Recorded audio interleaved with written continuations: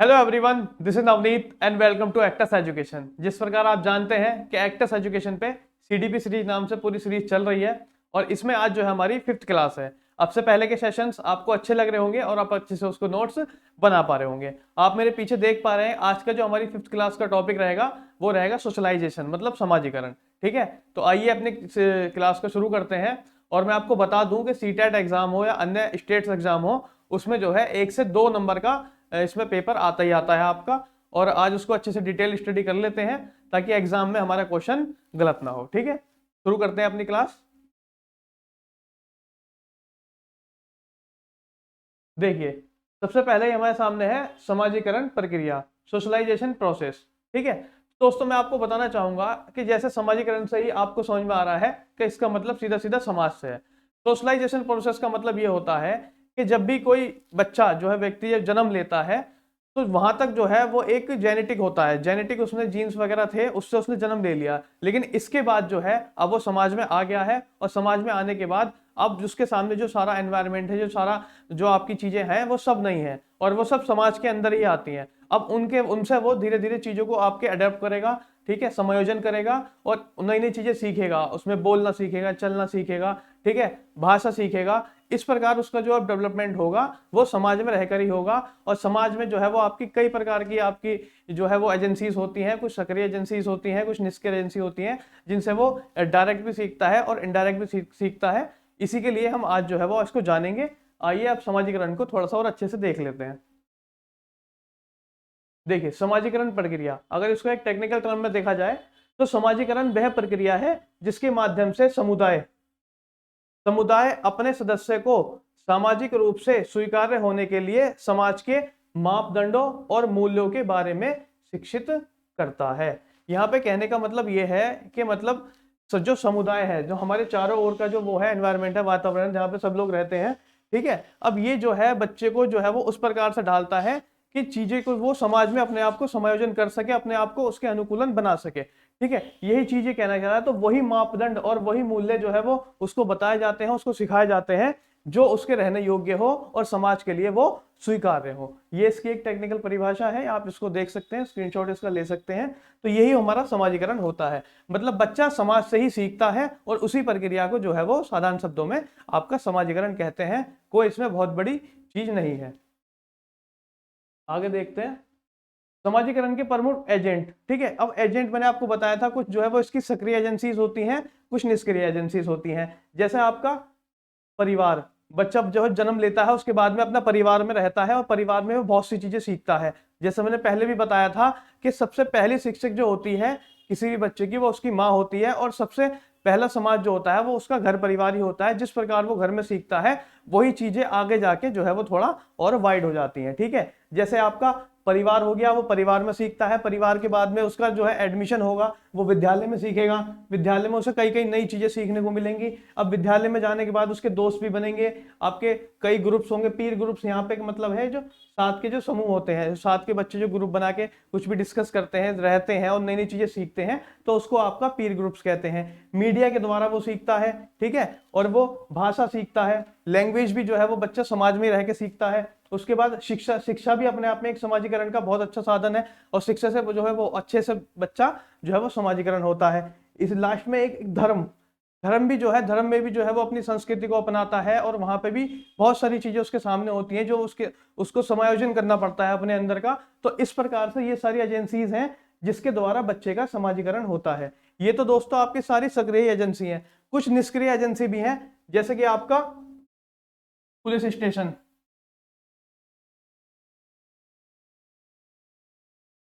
Police station हो गया, library हो गई, आपका रेलवे स्टेशन हो गया।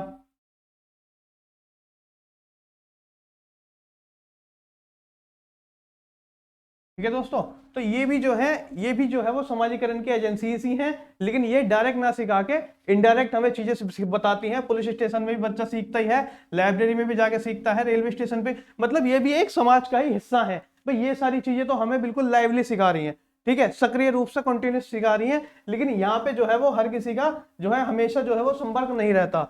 बहुत कम ही सिचुएशन में, हर कोई जो है पुलिस स्टेशन में नहीं जाता, लेकिन अगर कोई पुलिस स्टेशन में बच्चा जाएगा या कोई भी व्यक्ति जाता है तो वहां भी कुछ नई चीजें होती जरूर है जो वो अपना सीखता है, क्या उनका पैटर्न है, किस तरीके से वो काम कर रहे हैं। ऐसी रेलवे स्टेशन है, ऐसी लाइब्रेरीज हैं, तो ये सारी जो है वो निष्क्रिय एजेंसी है। बच्चा इनसे भी सीखता है और बच्चा इनसे भी सीखता है। ठीक है, ये आप इसका स्क्रीनशॉट ले सकते हैं, इसको आगे आगे देख सकते हैं। और सीधे सीधे क्वेश्चन पूछे गए हैं दोस्तों। ये जो पहला, ये जो आपके शुरू की 4 एजेंसी जो है, ये आपकी 1 2 3 4, ये जो है मोस्ट इंपोर्टेंट है और मुख्य जो है वो इन्हें माना गया है। ठीक है, आइए थोड़ा सा और जानते हैं समाजीकरण की क्या क्या विशेषताएं होती हैं, कैरेक्टरिस्टिक्स ऑफ सोशलाइजेशन। ठीक है, तो पहला पॉइंट आप देख पा रहे होंगे, समाजीकरण सीखने की एक प्रक्रिया है। यही मैंने शुरुआत में सबसे पहले सेंटेंस मेरा यही था कि समाजीकरण के अंदर बच्चा सीखता है और उसी प्रोसेस को आपका समाजीकरण कहते हैं, बहुत ही सरल और साधारण शब्दों में। ठीक है, जन्म से मृत्यु तक चलने वाली एक सतत प्रक्रिया है समाजीकरण। दोस्तों कैसी प्रक्रिया है? सतत, मतलब कॉन्टिन्यूअस। बच्चा जब एक बार जन्म ले लेगा और जब तक वो उसकी मृत्यु नहीं हो जाती है किसी व्यक्ति की, जब तक वो आपका समाज में रहेगा, समाज में रहेगा तो नई नई चीजें टाइम बाय टाइम आपका सीखता ही रहेगा। तो ये एक कैसा प्रोसेस है दोस्तों? ये आपका एक कॉन्टिन्यूस प्रोसेस है और सीधे सीधे जो है वो वन लाइनर क्वेश्चन इनसे बन के आते हैं, इसलिए मैंने जो है वो बिल्कुल इंपॉर्टेंट चीजें जो है आपके लिए रखी हैं। समाजीकरण के द्वारा सामाजिक परिवेश से अनुकूलन तथा व्यक्तित्व को विकसित करने की क्षमता प्रदान होती है। ठीक है, समाजीकरण में क्या होता है? परिवेश से अनुकूलन। अब ये जो आपका अनुकूलन शब्द आया है, अनुकूलन शब्द, ये मेरी लास्ट क्लास जो हुई थी मैंने इसमें बताया था, इसमें 3 चीजें प्याजी जी ने बताई हैं। अनुकूलन में आपका आत्मसातीकरण, ठीक है, दूसरा बताया था आपका समायोजन, ठीक है, और तीसरा जो आपका बताया था वो बताया था संतुलीकरण। ये 3 टर्म्स मैंने आपको उसमें बताई थी। ठीक है, आत्मसातीकरण में क्या होता है कि नवीन ज्ञान में आपका जो है वो और चीजों को ऐड करना, जो हम पे पुराना ज्ञान है उसमें नवीन ज्ञान को जोड़ना। ठीक है, इसमें क्या बताया था? जो भी चीजें हमारे पास हैं समायोजन में, उसमें समायोजन बैठाना और आपकी चीजों को सुधारना, सुधार करना चीजों में। और तीसरी जो स्टेज बताई थी आपकी, वो इन दोनों को जोड़ के बताई थी, A+B। ठीक है, तो अनुकूलन करता है बच्चा, समायोजन करता है, किसमें करता है? आपका समाज में, सामाजिक परिवेश से, उसके आसपास जो भी वातावरण, चाहे वो स्कूल में हो, चाहे वो विद्यालय में हो, या अपने परिवार में हो, या जनरली सोसाइटी में हो, तो वहां पे वो नई नई चीजें बच्चा सीखता ही रहेगा और वो उसको जो है वो अडेप्टेशन होता ही रहेगा, जिसमें उसको नवीन ज्ञान की भी प्राप्ति होगी, या जो चीजें उसके अंदर आती हैं, ठीक है, उनमें भी वो बहुत अच्छे सुधार कर पाएगा। और इन दोनों के बीच की जो स्टेज बनती है आपकी संतुलीकरण, तो उसको भी वो अच्छे से जान पाएगा। तो यहाँ पे यही कह रहा है। और व्यक्तित्व को विकसित करने की भी क्षमता मिलती है, मतलब एक पर्सनैलिटी डेवलपमेंट जो होता है ना दोस्तों, वो जो है वो आपका समाज के द्वारा ही हो पाता है। अगर कोई बंदा या कोई भी बच्चा या कोई भी इंसान मतलब चाहे कि मैं अकेला रह लूं, समाज से ना जुड़ूं और सोचूं कि मेरा जो है वो पर्सनैलिटी डेवलपमेंट बहुत अच्छे से हो जाए, तो ऐसा कभी नहीं हो सकता। उसको लोगों से मिलना पड़ेगा, उसको बात करनी पड़ेगी। एक कहते हैं ना, एक कोटेशन इसमें बोली गई है कि अकेले रहने वाला इंसान ये तो जानता है कि मैं क्या पा रहा हूं, लेकिन ये वो कभी नहीं जान पाता कि वो क्या खो रहा है। तो इस चीज को लेके ही जो है वो बोला गया है कि समाजीकरण किसी भी बच्चे के लिए, किसी भी व्यक्ति के लिए बहुत जरूरी है। उसको समाज से जुड़ना चाहिए, क्योंकि समाज भी अपने आप में सीखने की एक बहुत अच्छा साधन है, बहुत अच्छा कारक है। सीखना जो है वो समाज में रहकर बहुत अच्छा होता है और डे बाय डे वो बढ़ता भी जाता है। ठीक है, अगला देख लेते हैं, समाजीकरण संस्कृति को आत्मसात करना। ठीक है, मतलब उसको अपनाना, नवीन ज्ञान, हमारी संस्कृति क्या है, इसके लिए भी वो एक इसकी प्रक्रिया है कि हम अपनी संस्कृति को भी जब भी जान पाएंगे जब हम समाज में रहेंगे। और अगर ऐसा नहीं कर पाएंगे तो हम अपनी संस्कृति को, अपने धर्म को, किसी भी चीज को जो है वो कभी जान ही नहीं पाएंगे। तो समाजीकरण एक बहुत इंपॉर्टेंट टॉपिक बन जाता है और सीटेट भी अक्सर इससे सवाल घूम घूम के पूछता रहता है, चीजों को जो है वो चेंज कर करके पूछता रहता है। लेकिन अगर आप इसकी एक डिटेल स्टडी कर रहे हैं, अच्छे से नोट्स बना रहे हैं, चीजों को नोट करते चल रहे हैं, तो कहीं भी आपको कोई दिक्कत नहीं आएगी। ठीक है, ये विशेषता इसकी हो गई। सीखने की एक प्रक्रिया है, जन्म से मृत्यु तक की कॉन्टिन्यूस प्रक्रिया है और इसमें परिवेश से अनुकूलन आता है, जो है पर्सनैलिटी डेवलपमेंट के लिए अच्छे से क्षमता बढ़ जाती है और इसके द्वारा हम अपनी संस्कृति को भी बहुत अच्छे से सीख सकते हैं, बहुत अच्छे से समझ सकते हैं। ठीक है, अनुकूलन में मैंने आपको 3 चीज बताई थी, आत्मसातीकरण, आपका समायोजन और आपका संतुलीकरण। ये तीनों जो है वो आपका अनुकूलन के अंदर आ जाता है। ठीक है, देखते हैं, चलते हैं, आगे बढ़ते हैं। अब समाजीकरण के प्रकार, टाइप्स ऑफ सोशलाइजेशन। समाजीकरण होता कितना प्रकार का है और किस प्रकार से ये बच्चे के लिए उपयोगी होता है, आइए इसको जानते हैं थोड़ा।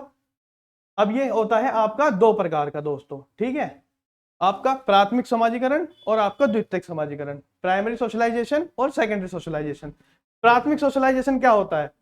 यह आपका शैशवावस्था और बाल्यावस्था के दौरान होता है। सबसे पहला ही पॉइंट है और यहीं से जो है वो क्वेश्चन इसका बनता है। यह उस प्रक्रिया को संदर्भित करता है जहां बच्चे को बचपन में परिवार के माध्यम से समाजीकृत किया जाता है। मैंने क्या बोला, जब बच्चा सबसे पहले जन्म लेता है तो वो अपने परिवार में रहता है और परिवार से ही जो शिक्षा उसको मिलती है, चाहे वो अच्छी रहे या बुरी रहे, उसी को वो जाके आगे समायोजन उसमें बैठाता है, सोसाइटी में जाता है तो उसी को वो आगे बढ़ाता है। ठीक है, तो अब ये जो है वो शैशवावस्था से बाल्यावस्था के दौरान होता है, पहला पॉइंट है और यहीं से क्वेश्चन बनता है। तो उस प्रक्रिया को संदर्भित करता है जहां पे बच्चे को बचपन में ही परिवार के माध्यम से जो समाजीकरण, जो उसको शिक्षा दी जाती है, वही आपका किस में आती है? प्राथमिक समाजीकरण के अंदर आती है, कि परिवार के द्वारा बच्चे को जो शिक्षा दी जा रही है वो इसको बोला। अब एक उदाहरण के तौर पे ये मैंने जानबूझ के लिया है दोस्तों, इस उदाहरण से आपको बहुत अच्छे से समझ में आएगा। एग्जाम्पल से, एक परिवार में बहुत छोटे बच्चे को अपनी संस्कृति का बहुत कम ज्ञान होता है। भाई जो बच्चा बहुत छोटा है उसको क्या मतलब इस भारी भरकम शब्द से कि हमारी संस्कृति क्या है, ठीक है। अब ये बच्चा कैसे सीख पाएगा? ये बच्चा कैसे सीखेगा?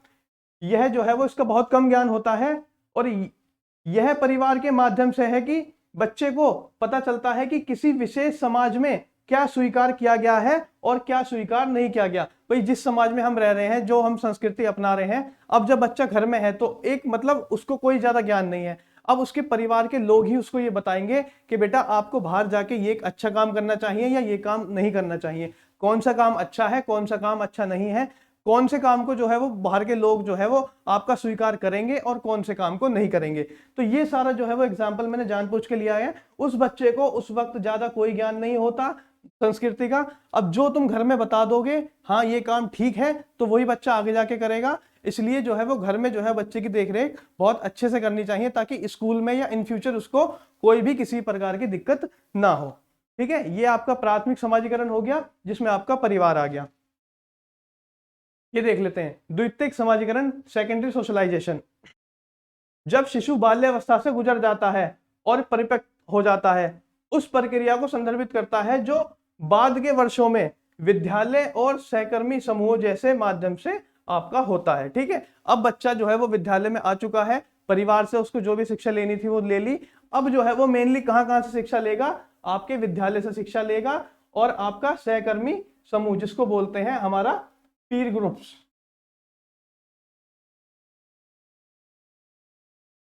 ठीक है, इसको ये बोला जाता है, इसके माध्यम से वो शिक्षा लेगा। अब कैसे लेगा?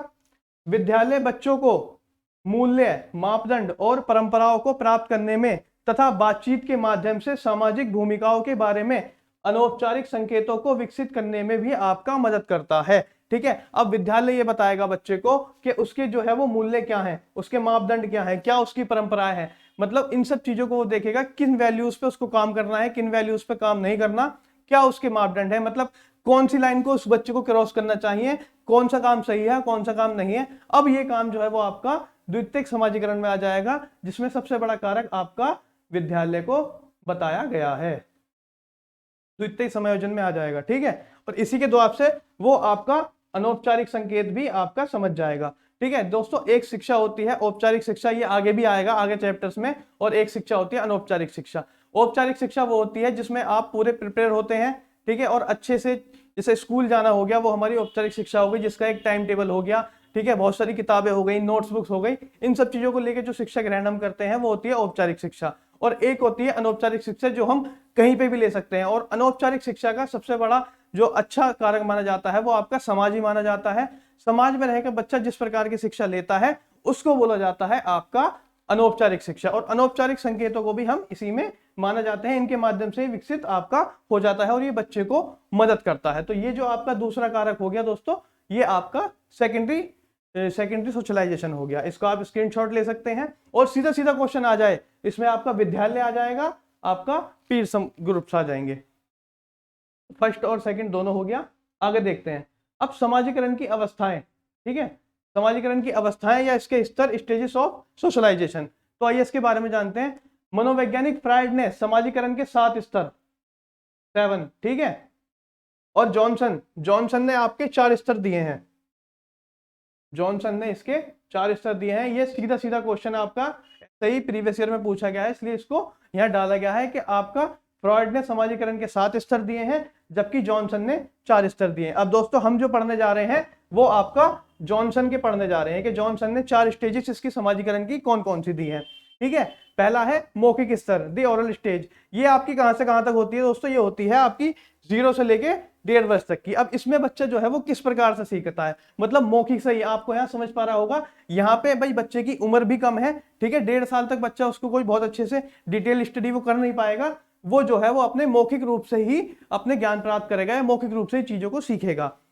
बच्चे अपनी संवेदनाओं परेशानियों को रोकर, चिल्लाकर, हंसकर अर्थात मुंह से अभिव्यक्त करते हैं। भाई जब छोटा बच्चा होता है, संवेदनाओं, ये आप पहले भी आपके बाल विकास वाली क्लास में भी ये शब्द आया था, संवेदनाओं से जो ज्ञान प्राप्त होता है दोस्तों, संवेदना वो जो आपकी ज्ञानेंद्रियों से होता है, हाथ, त्वचा जो है वो, मुंह जो है, इसे जो अपने ज्ञानेंद्रियों से जो ज्ञान प्राप्त होता है, जो चीजें उसको महसूस होती हैं, वो आपके संवेदनाओं में आती हैं। ठीक है, अब परेशानियों को वो कैसे, बच्चा रोएगा, चिल्लाएगा, हंसेगा, अर्थात मुंह से चीजों को अभिव्यक्त करेगा। इस स्टेज में जो उसका सोशलाइजेशन हो रहा है वो केवल आपके मुंह के द्वारा हो रहा है, मुंह के द्वारा ही वो आपका चीजों को बता पा रहा है, अपनी फीलिंग्स को केवल मुंह के द्वारा ही बता पा रहा है।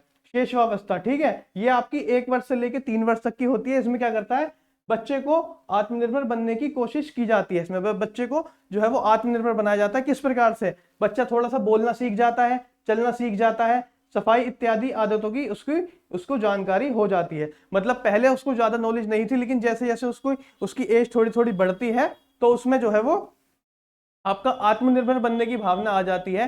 ठीक है, वो मुंह से कैसे अपनी माँ से पानी मांग सकता है, ठीक है, अपने जूतों के फीते बांध सकता है, अपनी बुक्स किताबों को उठा के इधर से उधर रख सकता है। तो इस प्रकार की चीजें वो खुद से करने लगता है।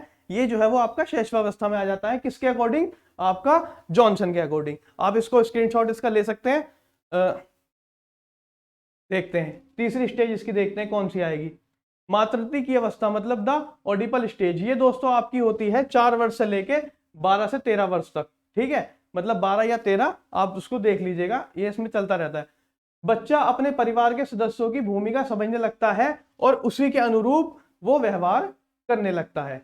मतलब इस अवस्था में जो है वो बच्चा अपने परिवार के सदस्यों की जो है वो महत्व को समझता है और उनके अकॉर्डिंग ही व्यवहार करता है, अपना बिहेवियर उसमें प्रदर्शित करता है। ये थी इसकी तीसरी अवस्था। लास्ट में आती है दोस्तों हमारी किशोरावस्था। ठीक है, किशोरावस्था ये आपकी होती है इसके अकॉर्डिंग 14 से आपका 20 या 21 वर्ष तक। स्वतंत्रता की भावना इसमें प्रबल हो जाती है। इस एज की सबसे बड़ी खासियत यह है कि बच्चा स्वतंत्र रहना चाहता है, किसी के उसमें वो काम नहीं करना चाहता, किसी की नहीं सुनना चाहता, वो खुद से ही अपने स्वतंत्र विचार लाना चाहता है और खुद से ही चीजों को सीखना या समझना चाहता है। ठीक है, माँ बाप की बंदिशों, मतलब माँ जो है पिता जो हो गए, इनकी बंदिशों से मुक्त रहना चाहता है। मतलब अगर आप बच्चे को टोकेंगे कि भाई इस प्रकार की चीजें मत करो, तो वो नहीं मानता और वो मतलब अपने में ही जो है वो स्वतंत्र रहता है और अपनी ही चीजों को, जो उसको आइडियाज आ रहे हैं वही उनको ही सही मानता है। और इस उम्र में जो बच्चे को सलाह देता है, जो अच्छी सलाह देता है, सही उसको दिशा बताता है, उसका सबसे बड़ा दुश्मन जो है वो उसको वही मानता है। ठीक है, तो ये इस उम्र की एक विशेषता होती है और शारीरिक परिवर्तन भी इसमें आपके बहुत तेजी से देखे जाते हैं। ठीक है, अपने अगेंस्ट जेंडर के खिलाफ भी उसका जो होता है उसका लिंक उससे बनता है। तो ये इसकी 4 अवस्थाएं थी, ये जो जॉनसन ने बताई थी। ठीक है, इनके द्वारा भी जो है वो स्टेज बाय स्टेज किस उम्र में क्या हो रहा है, किस उम्र में क्या हो रहा है, वो इन्होंने अपना एक्सप्लेन किया था सोशलाइजेशन के बारे में। ये देखते हैं समाजीकरण के कारक। ठीक है, अब इसमें सबसे पहला कारक देख लेते हैं कि प्रारंभिक अनुभव, अर्ली एक्सपीरियंस। बच्चे की जो है जो शुरू में जो है वो उसके क्या क्या एक्सपीरियंस होते हैं, वो जो है वो इसमें आपका देखना चाहेगा। देखिए, बचपन की अनुभूतियों, माता पिता के प्रति व्यवहार और सीखने के अवसर, अनुशासन आदि को इसमें वो सीखता है। प्रारंभिक अनुभव बच्चे के क्या क्या हो सकते हैं? ठीक है, उसमें आपके बचपन की जो अनुभूतियां, जो उसने बचपन में सीखा, अच्छा गिर के सीखा, हंस से सीखा, रो के सीखा, ठीक है, वो उसकी अनुभूतियां हो गई बचपन की। ठीक है, अब माता पिता के प्रति उसका बिहेवियर कैसा रहा, या कैसा वो काम कर रहा है, वो किस तरीके से उसका बिहेवियर रहता है, प्रारंभिक अनुभव में वो भी आ जाएंगे। सीखने के अवसर, वो करके सीखना चाहता है, चीजों में क्रिएटिव होता है, छोटा बच्चा जो होता है क्रिएटिव होता है, तो ये सब चीजें भी वो सीखता है। और आपका डिसिप्लिन, भाई शुरू में जो है वो अर्ली, उसमें जो होता है अर्ली एक्सपीरियंस में इसको डिसिप्लिन आएगा। अब दूसरे में पुरस्कार तथा दंड, आपका रिवॉर्ड और पनिशमेंट। सीखने का प्रयास प्रबल हो जाता है और गलत आदतों से आपका रोका जा सकता है। इसके अंदर जो है वो समाजीकरण में दो चीजें आती हैं। सीखने में उसकी तेजी हो जाती है, पुरस्कार और दंड। जब उसको पुरस्कार मिलता है तो किसी भी काम को सीखने में जो है वो हमें ऑलरेडी जो है वो मोटिवेशन में आएगा, ये एक्सटर्नल मोटिवेशन और इंटरनल मोटिवेशन। तो उसमें भी ये बहुत अच्छे से चीजों को बताया जाएगा कि पुरस्कार मिलता है तो चीजें सीखने का प्रयास बहुत जल्दी से करता है। किसी भी एग्जाम्पल के तौर पर देख लीजिए, अगर कोई बच्चा जो है अच्छे से टेस्ट पास कर रहा है और उसके पूरे में से पूरे मार्क्स आ जाते हैं, तो ये उसका एक बाह्य मोटिवेशन होता है, तो वो जो है वो अगले टेस्ट में भी उस प्रकार से काम करना चाहेगा। वहीं अगर कोई बच्चा जो है उसको दंड मिलता है किसी काम को, तो वो गलत आदतों को अपने करने से बचेगा, वो कहेगा कि मुझे पनिशमेंट मिलेगी। तो इस प्रकार की चीजें वो आपका समाज में ही रह के सीखता है और सोशलाइजेशन उसका इसी प्रकार की प्रक्रियाओं से आपका चलता रहता है। ठीक है, अच्छा काम करेगा उसको पुरस्कार दिया जाएगा, गलत काम करेगा तो उसको दंड दिया जाएगा, जिससे उसकी जो है वो गलत आदतें हैं उनको वो रोका जा सकता है, उनको वो रोक सकता है। यही सब प्रक्रिया जो है वो समाजीकरण की प्रक्रिया होती है। अलग अलग स्टेज में चीजें अलग अलग चीजें चलती हैं। अपने घर परिवार से कुछ सीखता है, विद्यालय से कुछ सीखता है, समाज में कुछ सीखता है। यही इसके सब भाग हैं, यही इसके सब कारक हैं। ठीक है, आइए और देखते हैं सीखने के अवसर, लर्निंग ऑफ अपॉर्चुनिटी, ये इसके अंदर आता है। सीखना, खेलकूद, समाजीकरण, अंत्यक्रिया के अवसर इसके अंतर्गत सब आ जाते हैं। जब बच्चा सीखने के अवसर मिलते हैं तो वो अपने आप ही जो है वो उसमें क्या किस प्रकार से भाई सीखेगा, किसी भी चीज को लर्न करेगा, अधिगम करेगा। ठीक है, खेल कूद के द्वारा जो है वो दोस्तों बताया जाता है, बहुत अच्छे से जो है वो बच्चे का समाजीकरण होता है। बहुत सी चीजें वो अपने खेल कूद के माध्यम से वो सीखता है। ठीक है, और समाज के साथ उसकी अंत्यक्रिया के अवसर उसको यहाँ पे मिलने लगते हैं। अगला क्या है, उसकी संस्कृति, कल्चर से उसका कैसे जो है वो सोशलाइजेशन होता है, उसका खान पान क्या है, उसका पालन पोषण कैसा है, आपकी आदर्शी रीति रिवाज उसके क्या है, और उसमें असमानताएं क्या है। ये सब चीजें जो है वो हमारी संस्कृति के अंदर आ जाती हैं कि बच्चे का पालन पोषण कैसा होता है। ये भी उस जो है पालन पोषण पे भी डिपेंड करता है उसका सोशलाइजेशन। ठीक है, कि वो ज्यादा सोशल रहा है अपने घर परिवार में या नहीं रहा। दूसरा, आपके उसके घर के रीति रिवाज क्या है, ठीक है, उसके कल्चर में क्या समानता है, क्या असमानताएं हैं, ये वो आपका समाज में रह के सीख पाता है और समाज में ही वो सोशलाइजेशन उसका इस प्रकार चलता है। अगला देख लेते हैं, शारीरिक संरचना, फिजिकल स्ट्रक्चर। शारीरिक क्षमता वाले बच्चे अनेकों प्रकार से व्यवहार को आसानी से सीख सकते हैं। मतलब जो बच्चा जो है वो आपका शारीरिक रूप से स्वस्थ होता है, वो कई बार चीजों को बहुत अच्छे से सीखता है, उसके पास बहुत सारे अवसर प्राप्त होते हैं अपना जो है वो चीजों को सीखने के लिए, सोशल होने के लिए। इस प्रकार जो है वो आपका ये 5 पॉइंट इसके अंदर आपके आते थे। देख लेते हैं, प्रारंभिक अनुभव, जो कारक हैं आपके प्रारंभिक अनुभव, पुरस्कार और दंड, सीखने के अवसर। मतलब जितना बच्चे को अपॉर्चुनिटी दी जाएगी वो उतना ही ज्यादा अच्छे से उसको लर्न करेगा, सीखेगा। अपने कल्चर से भी जो है वो आपका उसका सोशलाइजेशन होगा, और उसकी शारीरिक संरचना भी जो है वो बहुत उस पर मैटर करती है कि उसके समाजीकरण में अगर वो शारीरिक रूप से असक्षम है तो उसका समाजीकरण भी जो है वो आपका धीरे धीरे से होगा। जो सक्षम बच्चा होता है उसका समाजीकरण जो है वो एक विशेष आवश्यकता वाले बच्चे जो होते हैं उनसे जो है ज्यादा बेहतर होता है। ये भी अपने आप में एक चैप्टर है जो हमारा आगे आएगा, उसको हम कवर करेंगे, जिसमें विशेष आवश्यकता वाले बच्चे जितने प्रकार के होते हैं उसको बहुत अच्छे से डिटेल्ड में आपको बताया जाएगा। ठीक है, आप इसका स्क्रीनशॉट ले सकते हैं, इसको देख सकते हैं। अब यहाँ पे जो कुछ पॉइंट्स हैं दोस्तों समाजीकरण के जो है वो मोस्ट इंपोर्टेंट है, अब ये मैंने डिस्कस के लिए आपके रखे हैं। तो समाजीकरण में शिक्षक की क्या भूमिका होती है। भाई जब बच्चा अपने घर में था उसने जो कुछ भी सीखा, ठीक है, अब वो वहां से विद्यालय में आ गया है, तो अब एक टीचर की जो है वो, क्योंकि ये जो है सीडीपी जो है बाल विकास जो है वो टीचर के लिए ही बनाया गया है, और टीचर को ही बहुत उपयोगी माना गया है कि अगर उसको टीचर को बाल विकास आता है तो उसके लिए चीजें बहुत आसान हो जाती हैं। तो एक शिक्षक की क्या भूमिका रह सकती है एक बच्चे के समाजीकरण में। ठीक है, क्या रोल टीचर का रहेगा। भाई रोल जो है सबसे पहला रोल हो सकता है वो बच्चे का समाजीकरण, सबसे पहला वो उसको एक अच्छा एनवायरनमेंट दे, एक सिस्टमेटिक तरीका दे उसको सीखने के लिए, उसको समझे, उसके बैकग्राउंड को समझे, किस बैकग्राउंड से वो आया है, उसकी बुद्धि को, इंटेलिजेंसी को।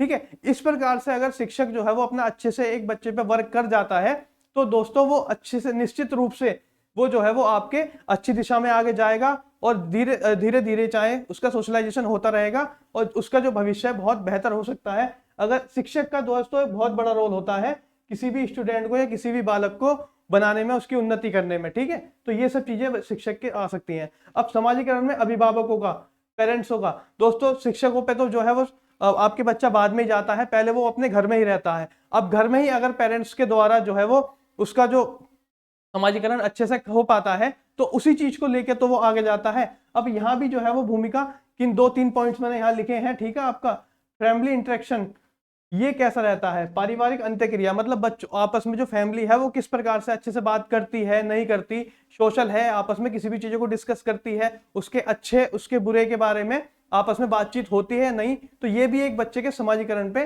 जो है प्रभाव डालता है, ठीक है। आपका दूसरा है पारिवारिक संरचना, बच्चे की पारिवारिक संरचना है किस प्रकार की, ठीक है। परिवार आपका बड़ा है तो वो अच्छे से सोशल होगा, भाई घर में बहुत सारे सदस्य होंगे, अलग अलग सदस्य से वो बच्चा सीख पाएगा, किसी से कुछ सीखेगा, किसी से कुछ सीखेगा, तो ये चीज भी इसमें मैटर करती है, ठीक है। अब उसका जन्म कर्म, जन्म कर्म में क्या है, बर्थ ऑर्डर, अगर बच्चा पहला होता है, ठीक है, तो वो जो है वो केवल उसके घर में ज्यादा नहीं है, उससे आपस में डिस्कस में उसके उम्र की बात करने वाले भी नहीं है, तो वो जो है वो आपका धीरे से सीखता है। लेकिन वहीं पे अगर बच्चा दूसरे नंबर का होता है, तीसरे नंबर का होता है, तो अपने बहन भाइयों से वो अच्छे से चीजों को देख देख के सीखता है। और ये बोला भी जाता है कि बच्चे का पहले बच्चे का जो है समाजीकरण जो है वो इतना जल्दी नहीं हो पाता, अच्छे से नहीं हो पाता, वहीं पहले बच्चे के मुकाबले अगर दूसरे और तीसरे बच्चे को देखा जाए तो जो है उनका सोशलाइजेशन बहुत तेजी से होता है और वो चीजों को सीखता है। तो अभिभावक की दोस्तों ये भूमिका आपके समाजीकरण के अंदर होती है, ठीक है। अब एक लास्ट और मोस्ट इंपोर्टेंट पॉइंट है जिसको हम बिल्कुल भी नजरअंदाज नहीं कर सकते, क्या रोल रहता है आपका मित्र का, ठीक है, मतलब बच्चे के जो ग्रुप्स में जो है, ठीक है, पीर ग्रुप में आपको बता रहा था इनका क्या रोल रहता है, सोशलाइजेशन में इनका क्या रोल रहता है दोस्तों। इनका सबसे बड़ा रोल रहता है, क्योंकि जब आपके आसपास के एज के सेम एज के बच्चे आपस में चीजों को बहुत अच्छे से और बिना किसी हेजिटेशन के आपस में सीख सकते हैं, अगर वो किसी अच्छे से उस पर काम कर रहे हैं, किसी प्रोजेक्ट पे काम कर रहे हैं, तो इतना वो टीचर से या किसी भी समाज के अन्य लोग से नहीं सीख सकते जितना बच्चे आपस में डिस्कस करके चीजों को सीख जाएंगे, नया नया इन्वेंशन करेंगे, क्रिएटिव बनेंगे, ठीक है, उसका समायोजन करेंगे उसमें। तो जो आपके फ्रेंड्स की जो है वो दोस्तों बहुत भूमिका होती है, अपने मित्र की बहुत भूमिका होती है आपका समाजीकरण में, ठीक है। तो बच्चे का टीचर की भी भूमिका हो गई, अभिभावक की भी हो गई और दोस्तों मित्र की भी हो गई। इन पॉइंट्सों से भी आपका सीटेट में या अन्य टेस्ट में जो है वो क्वेश्चन बनते हैं। इसमें कई प्रकार की चीजें दे देगा, आपके 2-3 लाइन का स्टेटमेंट दे देगा और वो बताएगा कि इस वाले स्टेटमेंट के अंदर जो है वो समाजीकरण में किसकी रोल ज्यादा है, टीचर का रोल ज्यादा है, अभिभावक का ज्यादा है या मित्र का ज्यादा है। तो इस प्रकार की चीजें आ जाती हैं, एक बार इसको देख लेते हैं। सबसे पहले हमने क्या पढ़ा दोस्तों, इसकी प्रक्रिया पढ़ी, ठीक है। उसके बाद में हमने देखा कि आपका सक्रिय एजेंसी कौन कौन सी थी, परिवार, विद्यालय, आपका पीर ग्रुप्स, मीडिया, भाषा, लैंग्वेज, आपका धर्म, इन सब के द्वारा बच्चा अपना समाजीकरण होता है। कुछ जो है वो निष्क्रिय एजेंसी भी होती हैं, आपका कौन सा पुलिस स्टेशन हो गया, लाइब्रेरी हो गई, रेलवे स्टेशन हो गया, यहाँ से बच्चा जो है वो डायरेक्ट ना सीख के इनडायरेक्ट सीखता है, लेकिन सीखता जरूर है, उसका सोशलाइजेशन जरूर होता है, ठीक है। इसके बाद में हमने समाजीकरण की विशेषता देखी, जिसमें हमने देखा यह एक सीखने की प्रक्रिया है, जन्म से मृत्यु तक चलती है और ये एक कॉन्टिन्यूअस प्रोसेस है, ठीक है। आपका बच्चा परिवेश में अनुकूलन करता है, अनुकूलन के माध्यम से सीखता है और उसकी पर्सनैलिटी डेवलपमेंट की भी क्षमता इसके अंदर बढ़ जाती है, ठीक है। समाजीकरण के द्वारा ही बच्चा अपनी संस्कृति को आत्मसात करता है, उसको अपनाता है, नई चीजों को अपनाता है और अपनी संस्कृति के बारे में जान पाता है, ठीक है। समाजीकरण के प्रकार पढ़े हमने, प्राथमिक समाजीकरण और उसका उदाहरण, प्राथमिक समाजीकरण में आपका परिवार आ गया, ठीक है, और द्वितीय समाजीकरण में उसका विद्यालय आ गया, उसका पीर ग्रुप्स आ गया। ये आपके 2 प्रकार के समाजीकरण हमने इसमें देखे। मनोविज्ञान फ्रायड ने आपके 7 बताए थे, इसके जो है वो स्तर, और जॉनसन ने आपके 4 बताए थे, जिसको हमने जॉनसन वाले पढ़े हैं, आपका मौखिक स्तर, शेषवावस्था, ठीक है, क्योंकि यही जो है एग्जाम में ज्यादातर पूछे गए हैं। आपकी द ऑडिपल स्टेज और एडोलसेस स्टेज, ये हमने देख लिया। उसके बाद में समाजीकरण के कारक, ठीक है, आपका प्रारंभिक अनुभव उसका समाजीकरण में बहुत रोल करता है, पुरस्कार और दंड जो है वो समाजीकरण में बहुत मैटर करते हैं। सीखने की अपॉर्चुनिटी मतलब सीखने के अवसर उसको कितना दिए गए हैं, कल्चर, उसकी शारीरिक संरचना, ये सभी मैटर करती हैं आपके किसी भी बच्चे के सोशलाइजेशन में, ठीक है। उसके बाद में किस किस की भूमिका होती है, टीचर की भूमिका, अभिभावक की भूमिका और मित्र की भूमिका, ये सब दोस्तों आज हमने उसमें देखा है।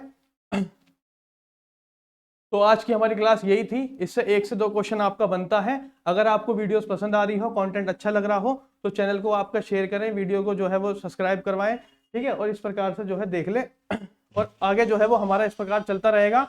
और अगली क्लास में जो है हम उसको बहुत इंपॉर्टेंट टॉपिक देखने वाले हैं, ठीक है। इस प्रकार हमसे जुड़े रहिए। Thank you class.